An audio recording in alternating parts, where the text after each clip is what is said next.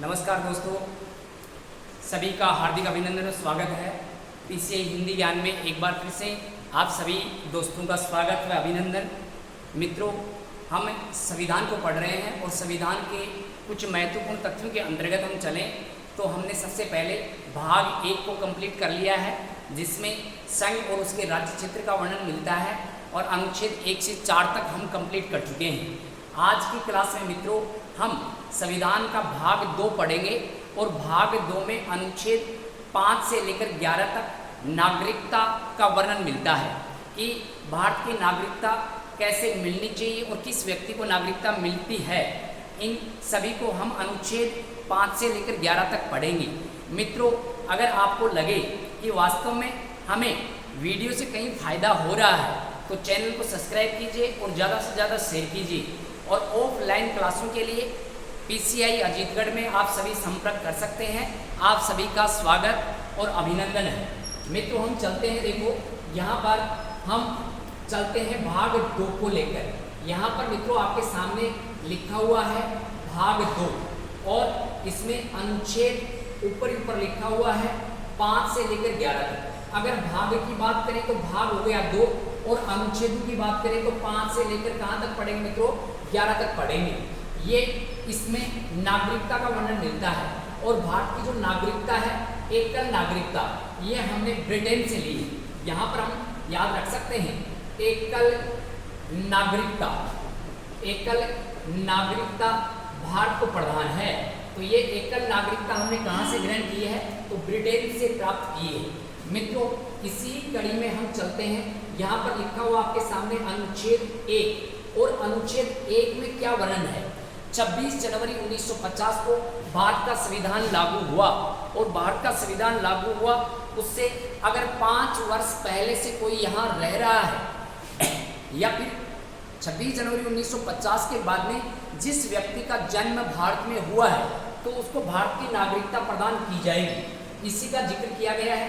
ध्यान से देखिए, 26 जनवरी 1950 भारत का संविधान लागू हुआ, उससे पहले संविधान लागू हुआ उससे पहले 5 वर्ष पूर्व भारत में रह रहा हो उसको भारत की नागरिकता दी जाएगी। या फिर हम आगे चलें तो 26 जनवरी 1950 के बाद वो भारत में जन्म लिया हो, भारत में क्या मित्रों?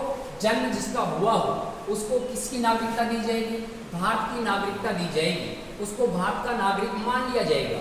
ये वर्णन अनुच्छेद 1 करता है। अनुच्छेद 1 में सीधी सी बात है, 26 जनवरी 1950 को संविधान लागू हुआ, उससे 5 वर्ष पहले वो यहाँ रह रहा या 26 जनवरी 1950 के बाद भारत में उसका क्या हुआ हो? जन्म हुआ हो। ये अनुच्छेद वर्णन करता है कौन सा मित्रों? 1 करता है। और इसके अंतर्गत संशोधन देखें तो कुछ इसमें संशोधन भी किया गया है। 1986 में संशोधन किया गया और इसके अंतर्गत कहा गया कि भारतीय नागरिक जिसकी माता या पिता दोनों में से एक क्या हो? भारतीय हो। दोनों में से एक भारतीय हो तो उसको भारत की नागरिकता प्रदान की जा सकती है। ऐसा संशोधन 1986 में किया गया। इसी कड़ी में हम आगे बढ़ते हैं। तो मित्रों, आगे हम चलें तो यहाँ पर अपने संविधान का ये भाग हो गया कौन सा भी? 2। और भाग 2 में हम बात करें तो अनुच्छेद कौन सा हो गया मित्रों? यहाँ पर 5 हो चुका है। 5 के बाद में हम आगे चलेंगे तो भाग आएगा मित्रों कौन सा? 6। और भाग 6 में क्या वर्णन है? ध्यान देना, भाग 6 अनुच्छेद 6, भाग तो 2 चल रहा है। अनुच्छेद 6 और अनुच्छेद 6 में क्या है कि ऐसा नागरिक जो पाकिस्तान से भारत आया हो, पाकिस्तान से कहाँ आया हो मित्रों? भारत आया हो। पाकिस्तान से भारत आर्यो 6, ऐसे याद रख लो, पाकिस्तान से भारत आर्यो 6। तो अनुच्छेद कौन सा हो गया? 6। और वह कब से आ रहा है? तो यहाँ पर हम देखो मित्रों, यहाँ डेट याद रख सकते हैं। यहाँ लिखा हुआ है 19 जुलाई और ये 1948। 19 जुलाई 1948 से पहले वो पाकिस्तान से इंडिया में आकर रहने लगा हो। ये 1948 की बात है। 1948 में जो मतलब स्वतंत्रता मिली उसकी 1 वर्ष बाद में हम चलें तो 1948 में पाकिस्तान से कहाँ आ गया मित्रों? भारत में। और वो भारत में रह रहा हो उसको भारत की क्या मिलेगी? नागरिकता मिलेगी। ये शर्त अपना अनुच्छेद कौन सा पूरा करता है अभी, तो ये अनुच्छेद हो गया 6। तो पाकिस्तान से भारत आ रहे हो 6 और 48 के बाद में यहाँ रह रहा है, तो उसको भारत की क्या दी जाएगी, नागरिकता दी जाएगी। इसी कड़ी में हम आगे चले तो मित्रों अनुच्छेद में चले तो क्रम से हो गया कौन सा 7। तो मित्रों ये भी देखो बहुत ही शानदार यहाँ पर लॉजिक रहने वाला है। 7 का मतलब समाप्त है। 7 का मतलब क्या कर दिया मित्रों, समाप्त कर दिया। किसको समाप्त कर दिया, देखना ध्यान देना। तो यहाँ पाकिस्तान जो जाने वाले व्यक्ति हैं उनकी नागरिकता समाप्त कर दी गई है। और वो किसमें समाप्त कर दी गई, 7 में।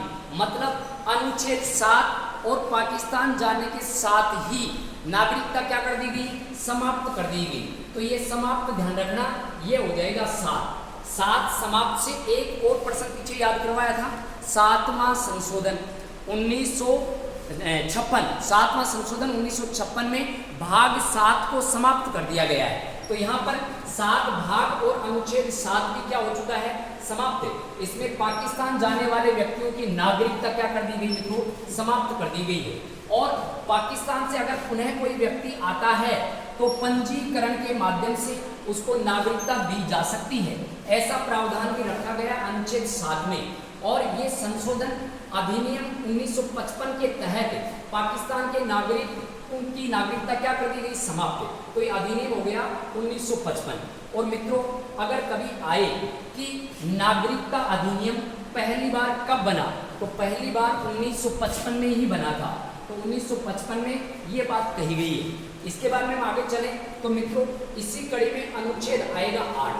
अनुच्छेद 8, इसको भी हम बहुत ही शानदार लॉजिक से याद रखने वाले हैं। और वो लॉजिक क्या है मित्रों, 8 भारतीय मूल नागरिकों की ठाठ। भारतीय मूल नागरिकों की क्या है, ठाठ है। तो 8 को हम ऐसे याद रख सकते हैं, भारतीय मूल के जो हैं उनकी क्या बनी हुई है मित्रों, ठाठ बनी हुई है। तो इसमें यही कहा गया है कि यहाँ पर माता पिता, दादा दादी, नाना नानी अगर मान लो भारतीय हैं, कैसे हैं, भारतीय हैं, तो उनको भारत की नागरिकता दी जाएगी। मतलब वंश के आधार पर। किस आधार पर मित्रों, वंश के आधार पर। तो ऐसे हम ध्यान रख सकते हैं। 8 में भारतीय मूल की ठाठ है, तो ये अनुच्छेद हो गया मित्रों कौन सा, 8 हो गया। इसी कड़ी में हम आगे चलेंगे तो मित्रों अनुच्छेद 9 भी फटाफट आपको याद होने वाला है। नो का मतलब है नहीं। नो का मतलब क्या है, नहीं है। और नहीं क्या नहीं, देखो ध्यान देना। तो इसमें यह कहा गया है कि भारत में दोहरी नागरिकता नहीं। कैसी नागरिकता नहीं, दोहरी नागरिकता नहीं। मतलब दोहरी नागरिकता को समाप्त कर दिया गया। और ये कौन सा अनुच्छेद कहता है, नो। तो इसको हम ऐसे याद रख सकते हैं, नो का मतलब नहीं, दोहरी नागरिकता नहीं। कैसी नागरिकता है, एकल नागरिकता है, और जो हमने ब्रिटेन से ली है। अर्थात दोहरी नागरिकता क्या कर दी गई मित्रों, समाप्त कर दी गई है।